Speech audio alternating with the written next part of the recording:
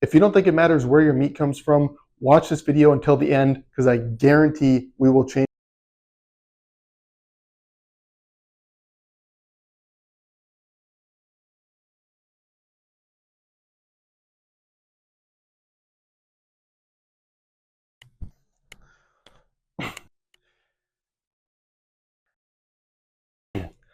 Starting off with supermarket meat. You go to the grocery store, you walk down to the meat section, you grab out your cuts, you bring them home, and you eat it, and you don't even think twice about it. But the process it takes to actually get that single cut of steak all the way to your supermarket and then to your plate is probably way more complicated and way more work behind the scenes than you ever thought. Starting off, the animals are born on what is called a cow-calf operation. It is this rancher's sole job to produce as many baby cattle as possible. So they will have pretty much only mama cows, they will breed these mama cows, and they will have the babies. As soon as the babies are ready to be weaned off of milk from their mamas, they will go into what is called a feeder farm. Now, depending upon the process, there might be one feeder farm or there might be two feeder farms. These animals are called feeders at this stage because it's their whole goal to grow and get bigger until they can go to the final finishing phase. So typically when these animals are born, they might be around 100 pounds. Let's say, it's 150 pounds after they actually get weaned off their milk and they're sold to feeder farm number one. Feeder farm number one will take the animal from about 100 pounds to 500 pounds. Once they reach that 500-pound stage, they will go to feeder farm number two. Feeder farm number two has the same responsibilities as feeder farm number one. Make the animal grow bigger so it can be ready for the finishing process. At feeder farm number two, they might take this from a 500-pound animal all the way to a 8, 9, maybe 1,000-pound animal until it is ready for the final stage, which is the finishing feedlot. Now, you've probably heard the terms grain finished and grass finished beef, and this is where this really comes into play. Depending upon how the animal is finished, it might be finished purely on grass, purely on a lot of grains, and that is the difference between where you get your grass finished and grain finished beef. Through this process, again, depending upon how the animal's raised, it might only be eating grass and alfalfa, or it might only be eating a mix of grains and alfalfa. Once it gets to this process, it is very important to finish the animal as fast as possible so it can hit that certain weight in a certain amount of time and be ready for processing. All of this process is a very timely and coordinated process that actually takes a lot of science and a lot of technology for these animals to hit this weight in a certain amount of time. Industrial feedlots is probably a term you heard as well, and that is because this is where this comes in, where these animals are just confined in a giant open area with a dirt patch underneath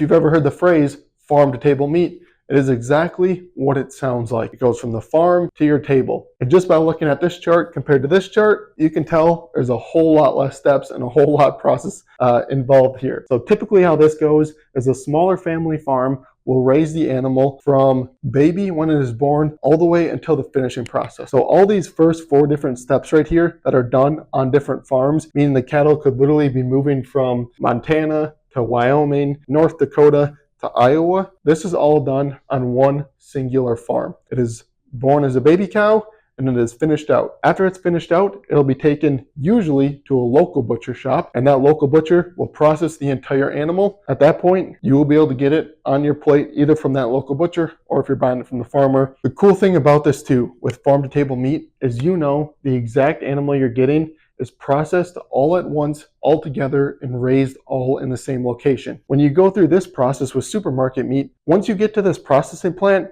this might be literally 1,000 different animals getting put together, getting ground up, and matched together in terms of different cuts as it goes through this process. This is one singular animal getting raised by the same farmer, getting butchered by the same butcher, and the same ground beef you're eating is the same as the steaks from that animal, the same as that roast from that animal, etc., and so on. So yes, you might get a little bit cheaper cuts. You might find a little bit better deals.